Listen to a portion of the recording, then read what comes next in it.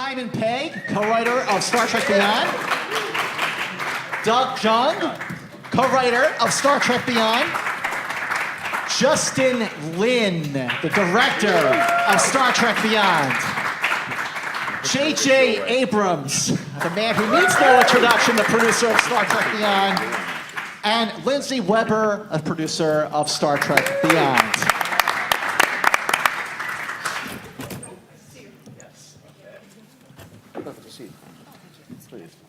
Okay, so kicking off things for round two. So, just to sort of start where we started with the cast, I guess the first question really is 50th anniversary of the show that started it all. A film that not only pays a lot of tribute and is a throwback to that show, but also not only is a standalone action film, but also a standalone film where you don't even need to see the first two movies in this reboot series to appreciate and go with and go beyond, so to speak. So let's talk about the sort of challenges to walk that tightrope, to make a movie that the fans are going to love, of course, but a movie for everybody. It was a question of combining an existing mythology and embracing that mythology wholeheartedly, and also making sure that nobody felt shut out, you know, so that if you were coming to Star Trek for the first time, you didn't feel like it was, you weren't in on some kind of, you know, joke or something. Not a joke, it's very serious. But yeah, it's a difficult tightrope to walk, really, and if you fall either side of it, you risk alienating a large portion of your audience. So, you know, it was, we were always aware of the fact we were walking across a gigantic precipice. You know, Justin, I know that you're like growing up, you're like me. Like all my friends were Star Wars people, and I was the Star Trek guy. Sorry, JJ. I'm here, Scott. But Jay, let's talk, Justin. Like, let's talk about what was it that you really fell in love with the original show? You know, my family, we immigrated to the States when I was 8, and they had a little fish and chip shop, and they would close at 9, and we'd have dinner at 10, and at 11 it came on channel 13. So my brothers and I would try to talk our way and then just hang out with them. So from 8 to 18, that was our level of engagement. That was our family time, you know. And I remember moving to a new country, and like I felt like it was just the 5 of us. But watching Star Trek, it kind of like instilled in me that family is not just by blood. It's through shared experience, you know. And that's what that's what Star Trek gave me. But at the same time, every night, because our engagement was through reruns, so every night it was a new adventure. It was new obstacles, new challenges, and that sense of discovery and exploration was something that I really, it was a big part of growing up. And yeah, my friends, they all had the little Star Wars figures, but we didn't have any of that, so we had Star Trek. And you know, now I have a 7-year-old, he's a big Star Wars kid, you know? So I can't wait to, like, next week, I'm trying to convert him. Justin, tell him about what Oakley is in the film. Oh, you really, should I? Yeah, you oh, yeah. Man, okay, so Oakley, since he's like, you know, since I work all the time, like the only excuse I get is to bring him on set and we try to shoot a shot with him. So on fast movies, he's always like the little kid that's looking at cars and stuff. So he gets one on, he was doing this one and he really wanted to be an alien. I said, oh, okay, cool. And he was so adamant. He knew exactly what he wanted. And Joe Harlow came, we had meetings, and he's talking like he wanted to be green, he wanted his ears and this and that. And so we shot it. And later on, I'm talking to him, and he finally said he wanted to be Yoda. So when you see the film, it's a young Yoda. Well, JJ, you know, like, because you did the first 2 Star Trek films, 2009 and Into Darkness, what was it like to sort of see this family sort of go off on its own and to evolve with this third movie? Honestly, it was a bittersweet thing, far more sweet than bitter. But the bitterness was only the jealousy that I felt that they all got to be together. But when I was watching dailies and seeing what Justin was doing with the new cast and with this story, the truth is I felt a sort of odd fatherly pride that these people who I adore and who are like a family get to live on in a way, and then to see what Justin was doing, pushing the envelope in ways that I wouldn't and I couldn't, doing things that have taught me, lessons in action and in character. And the fact that Justin cared so long and so deeply about Trek, you could just see in every scene him putting that passion into the scenes. And so I knew that the story was in incredible hands, but I couldn't help but envy all of you for the time you spent together. Doug and Simon. So, in the Omega Glory, when Kirk is fighting Captain Tracy, right? It's Omega Glory, second season, second to the last episode. All right, it's getting ugly, everyone. So It's getting ugly. Okay. When Kirk is fighting Captain Tracy, the captain of the Exeter, who sort of went a little nutso. So you have sort of a throwback to that in this movie of Kirk fighting another starship captain. How much fun was it to sort of throw back to some of those great moments that fans of the show love, but not go too far as to have people who have never even seen a Star Trek at all scratching their heads? Yeah, captain to captain. That was Justin's thing. Always captain to captain. What is the thrust of their beef? And what does it mean that they're both kind of two sides of the same coin? I'm going to let Doug carry on with this because I'm going to talk about co-writing this movie a lot. But this man has to get the credit he deserves for being the extraordinary collaborator and writer that he is. But yeah, talk a bit about captain to captain. Well, I think we were trying to find a villain that felt worthy of Kirk, but also could be a vehicle for bringing up some of those great thematic things that Star Trek always does.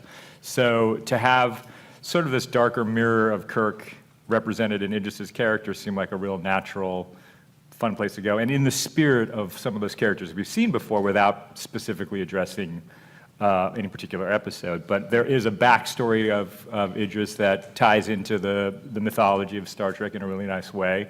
And it just, I don't know, it kind of fell out organically and seemed like a really good fit for what we were trying to accomplish. And what about you, Lindsay? What were some of the challenges to just sort of make it be like, okay, yeah, we want to make a movie that the fans are going to like. It is the 50th anniversary, but this is a summer movie, and we want Star Trek to be loved by everybody. Well, I think, the best thing you can do as a producer is pick the right collaborators. And in this group, I was so fortunate to have these people who each had their own pre-existing relationship with the franchise. I was a longtime fan. I went to Star Trek conventions as a kid and had a card in my wallet in high school that said, member of Starfleet Academy, I will admit. And so for me, it was just, really a privilege to work on this franchise. And I think, Justin obviously had his own vision for what he wanted this movie to be, certainly has this incredible visual sense and long relationship with these characters. And all I had to do was help them keep putting one foot in front of the other, and they did a beautiful job. Wow, fantastic. Okay. Who wants to start in the audience right here? Fred! Well, Star Trek has always been great for diversity with some of the first leading Asian and African American main cast members. How important was it to finally, after 50 years, start including LGBT in that? Simon got to speak a little bit about this in the first panel, but if the rest of the panel could speak about that, and have you had a chance yet to hear from any of the gay Trekkers who've been waiting for 50 years to see this representation and how happy they may be? I think it was hugely important, but I think one of the things and how we approached it was to not really make that big a deal of it. Because if you really think about it on a couple levels, one of them logically, in this future, in the Roddenberry universe, it would be something that wouldn't be a big deal. So to not address it as if something that had a spotlight on it felt like sort of true to the nature of what Star Trek is, but also, to me, seems like the natural progression of hopefully where we're headed ourselves in real life. So I think we wanted to do it that way and include it just as if what it is. It's just a normal thing that exists in the world. There's been a couple of them, really amazing posts about it, but one in particular I was really moved by that I believe Slash Film posted about a man who had the courage to come out because of it, who was a longtime Trek fan who sort of felt like if Sulu can do it, I can do it too, and just meant the world to, I think, all of us, that we could have a small part in that. Wow, great. Scott Hoover in the back. I wonder if you can talk about how, Lindsay and JJ, how Simon, one of your cast members who is the Trek authority and a great creator of material in his own right, came in as screenwriter and got matched with Doug. Can you talk about how that conversation got started and how it got to official status?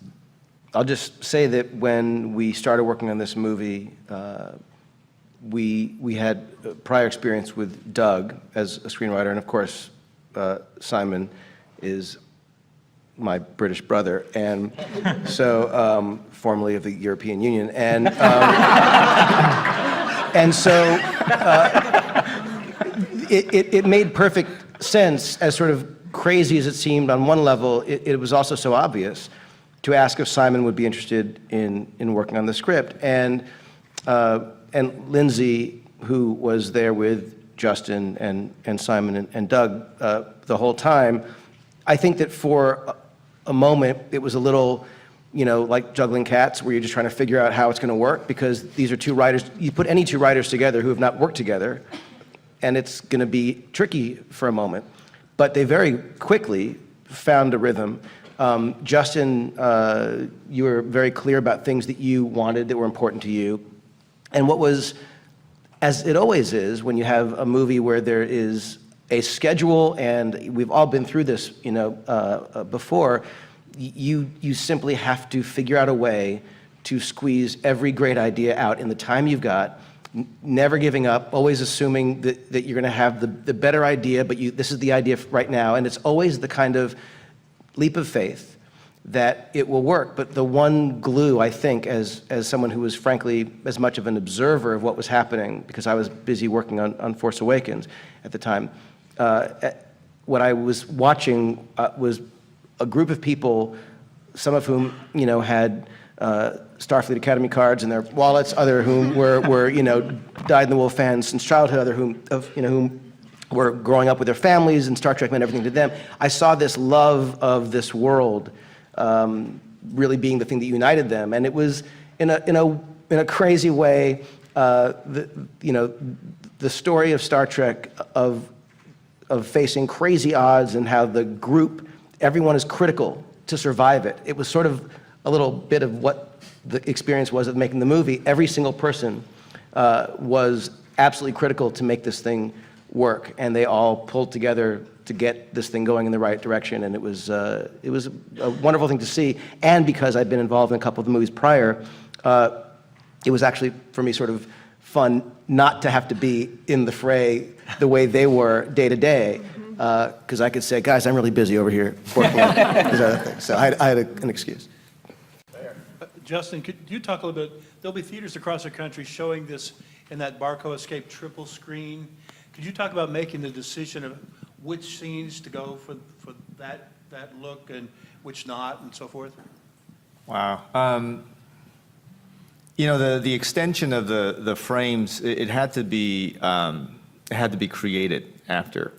It was something that came a little late in the game, but I felt like it was appropriate because as we were designing the film, this is my first experience where, a lot of the shot design, though it was kind of talked about throughout the process, it's fully CG. So I felt comfortable to make sure that, when we had those scenes, those immersive scenes, it tends to be kind of CG heavy anyway. So it felt like it was good. It was a good experience kind of going in, just trying it for the first time.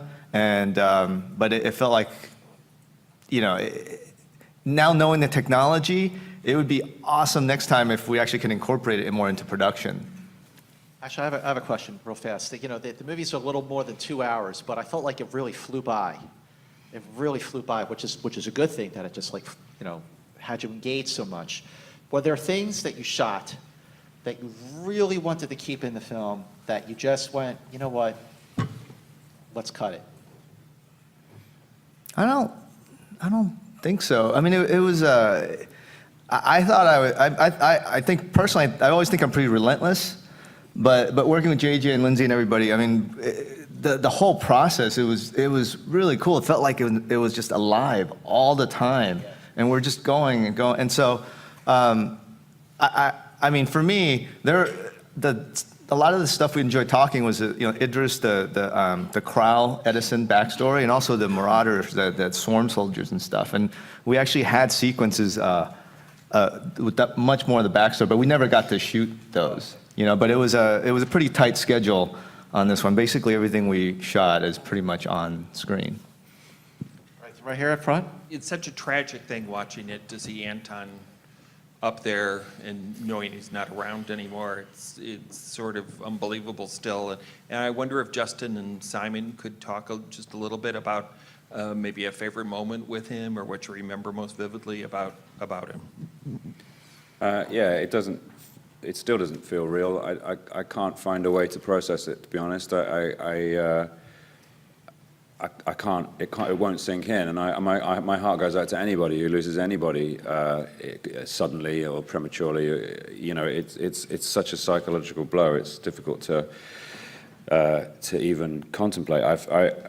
One thing I've said in some of the introductions is that watching the film and seeing Anton up there so alive and forever preserved, and as he will be in all his films. That's something we should be happy about, that we're going to get to see him again. Anton was just...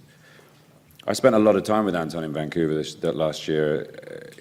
He used to call me up in the middle of the night sometimes just to talk. He was an incredibly intelligent man.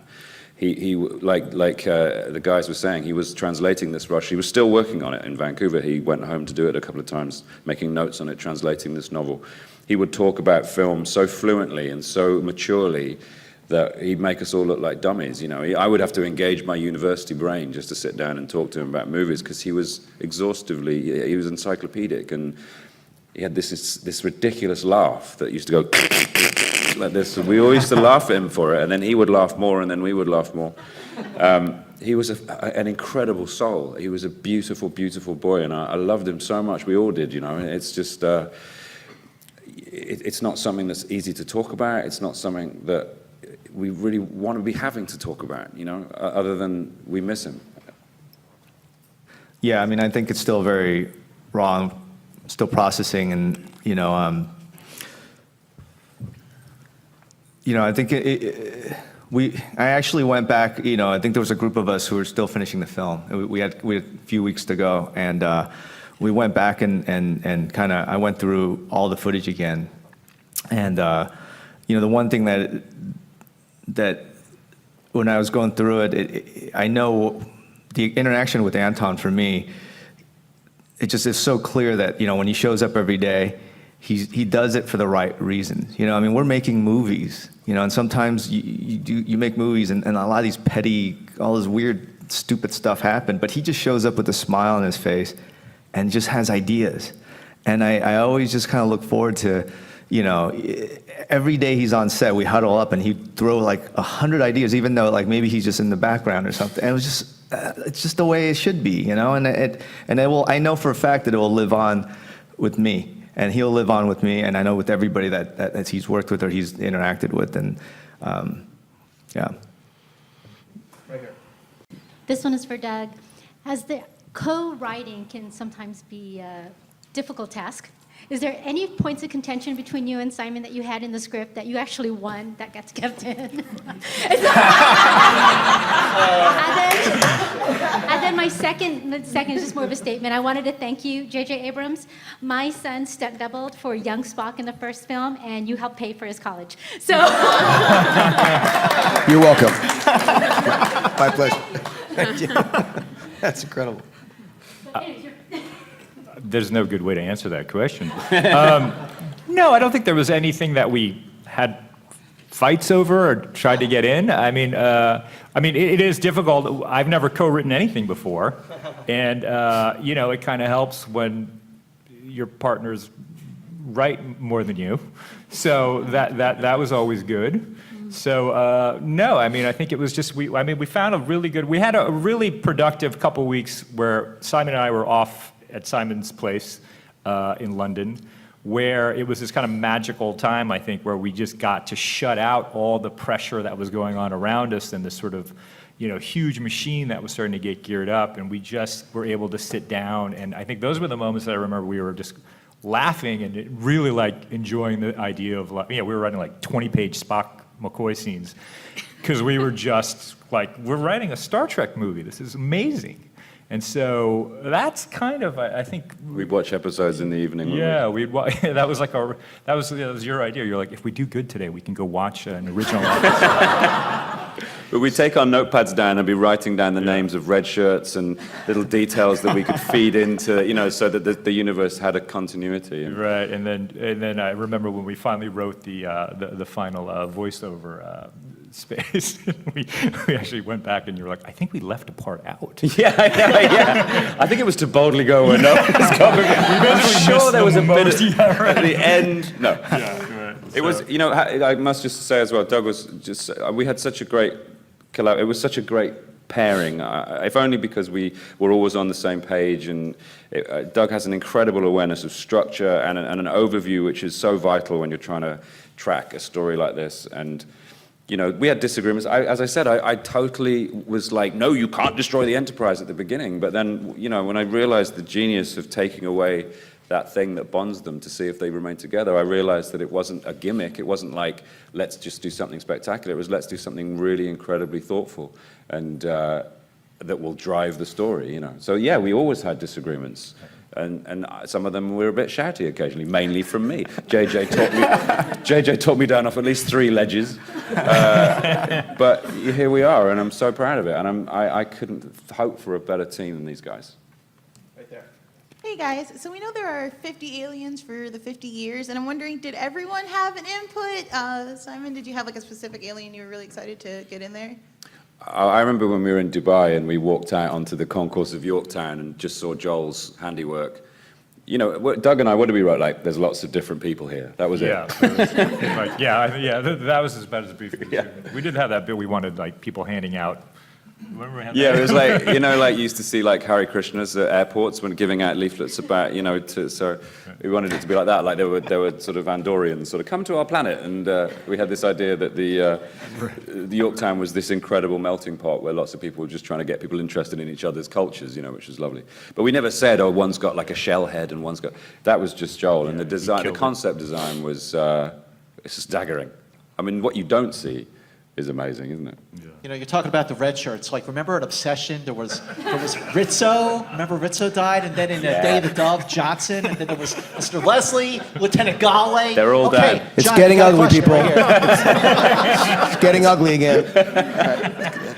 The list goes on. Right here, John. Hey guys, John from Roddenberry. Good job. I do have a question for you. Wondering if your own reflection on the last 2 movies or outside feedback on the last 2 movies influenced any of your creative decisions about Beyond? Well, certainly getting them out on the road. Yeah, I think that was probably an early decision to get them out on the 5-year mission. And then, I think once we kind of did that, there wasn't a lot of concerns about, how the 2 previous movies or even a lot of the other things were going to affect that, because it felt like we were really in uncharted territory there. And that was incredibly liberating, I think. STID in 09, that was what we used to call it. We say, that happened in STID. STID in 09. And that happened in 09. People were referring to STID for a while, and it took me, I don't know, a few weeks to figure out that. Yeah, So what the hell is that? I just kept saying, I've never run that movie. In the very back row, purple shirt. I was just wondering if there was any particular one scene that was challenging to film or shoot? One. 1 to 240. I think it's a good sign that every day was a challenge, and I logistically it was just the amount of time that we had, and I think we were all very ambitious. I actually really kind of enjoy that. So every time we show up in the morning, it was going to be a rough day. It was going to be a tough day, but in the best possible way. I think you want that, and to have this group of people who were there for the right reasons, and trying to bring that to life. I just felt like we were shooting a big indie movie. That was the best feeling. The scene that was probably the most troublesome, well, not troublesome, was obviously the final showdown between Kirk and Krall. And we've all seen the film, right? Yeah. Because we didn't want it just to be, oh, Kirk kicks the bad guy's ass kind of thing. It needed to have something. And so, and we knew it was coming up last. It was in Dubai. Aside from all the practical craziness of everyone hanging off ropes and having a cold, that black eye of Chris's at the end is real, by the way. Thanks, Idris. Yeah. Planted a cracker on him. But Doug and I were trying to figure out ways to make it more interesting, and we were trying to push for this idea that maybe Kroll would have a change of heart. Lindsey was always saying, look, if you're going to do that, it has to be earned. And we were trying to find this way to make it work, but it didn't. So we ended up trying to sort of like have the audience infer that maybe he's coming to help. And thank you, Lindsey, for so doggedly sort of saying, don't do something which is going to feel kind of unearned. And that's just an example of how collaborative this job was. You know, we always had, Lindsey was always there for all three of us, you know, as what Justin was for Doug and I, as Doug and I were for each other, just there to make sure we stayed on the right track. Got two more questions. You right here, and then you in the red sweatshirt. My question's for Justin. Justin, with taking over for JJ as the director of this film and having your own creative voice to put input into it, is it a bit more challenging when the previous director is one of the executive producers? Does it feel like he's hovering, or do you feel that you're still allowed to have your own say? Wait, hold on 1 second.